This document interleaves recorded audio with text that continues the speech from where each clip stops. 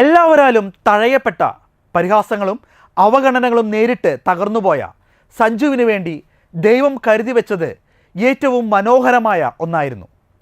ഏതെങ്കിലും ഒരു ടൂർണമെൻറ്റിൽ തുടർച്ചയായി 3 അർദ്ധ സെഞ്ചുറികൾ നേടി ഇന്ത്യയെ ജയിപ്പിക്കുക എന്നതായിരുന്നില്ല അത്. പകരം 120 കോടി ജനങ്ങളുടെ പ്രാർത്ഥനയ്ക്ക് ഉത്തരമായി ലോകകപ്പിലെ തോറ്റാൽ പുറത്ത് എന്ന 3 കളികളിൽ സെഞ്ചുറിയേക്കാൾ വിലയുള്ള 3 അർദ്ധ സെഞ്ചുറികൾ നേടി ഇന്ത്യൻ ടീമിനെ സ്വന്തം ചുമലിലേറ്റി വേൾഡ് കപ്പ് നേടിക്കൊടുക്കുക എന്നതായിരുന്നു അത്. അതെ, ഇത്ര മനോഹരമായ പദ്ധതി ദൈവം സഞ്ജുവിനായി ഒരുക്കി. Man of the tournament trophy കയ്യിൽ പിടിച്ച് അദ്ദേഹം അത് ലോകത്തോട് വിളിച്ചു പറഞ്ഞു. ദൈവത്തിൻ്റെ പദ്ധതികൾ മറ്റൊന്നായിരുന്നു. But God had different plans. I think I suddenly came back into the crucial games and I did what I could for my countries. Sanju അനുഭവിച്ച വേദനകൾക്കും ഒടുവിൽ നേടിയ മഹാവിജയത്തിനും ഇടയിലുള്ള വലിയൊരു യാത്രയുണ്ട്. ഇന്ന് നമ്മൾ അനുഭവിക്കുന്ന തോൽവികളും അവഗണനകളും ഒന്നിൻ്റെയും അവസാനമല്ല എന്ന് സഞ്ജുവിൻ്റെ ഈ വിജയയാത്ര നമ്മെ ഓർമ്മിപ്പിക്കുന്നു.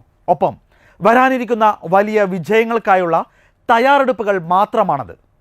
വലിയ സ്വപ്നങ്ങൾ കാണാൻ കാണിച്ച ധൈര്യത്തിനുള്ള പ്രതിഫലമാണ് ഈ ലോക കിരീടം. സഞ്ജുവിന് മുന്നിൽ അടഞ്ഞ വാതിലുകൾ പിന്നീട് തുറന്നത് ചരിത്രത്തിലേക്കാണ്.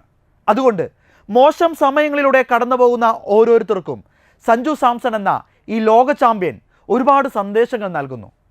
ദൈവത്തിൽ ആശ്രയിക്കുക, പ്രാർത്ഥിക്കുക, കഠിനമായി പ്രയത്നിക്കുക.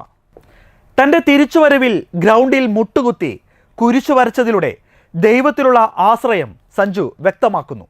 ഒപ്പം പരാജയങ്ങളിൽ തളർന്നു പോകാതെ ഇരിക്കുക, വിജയങ്ങളിൽ അഹങ്കരിക്കാതെ ഇരിക്കുക. സെമി ഫൈനലിൽ തനിക്ക് കിട്ടിയ പ്ലെയർ ഓഫ് മാച്ച് ട്രോഫി തനിക്കല്ല, അത് മറ്റൊരാൾക്ക് അർഹതപ്പെട്ടതാണെന്ന് വിളിച്ചു പറയാൻ അദ്ദേഹം കാണിച്ച ആ നിസ്വാർത്ഥത. കൂടാതെ വിനയത്തോടെ ജീവിതത്തിൽ പെരുമാറിയാൽ നിങ്ങൾ ലോകം കീഴടക്കും എന്നത് സഞ്ജുവിൻ്റെ വിജയശേഷമുള്ള പ്രതികരണങ്ങൾ നമുക്ക് കാണിച്ചു തരും. എല്ലാ വിജയത്തിലും അദ്ദേഹത്തിന് അമിതാഹ്ലാദമില്ല. വിജയത്തിലും തോൽവിയിലും പക്വതയോടെയുള്ള പെരുമാറ്റം.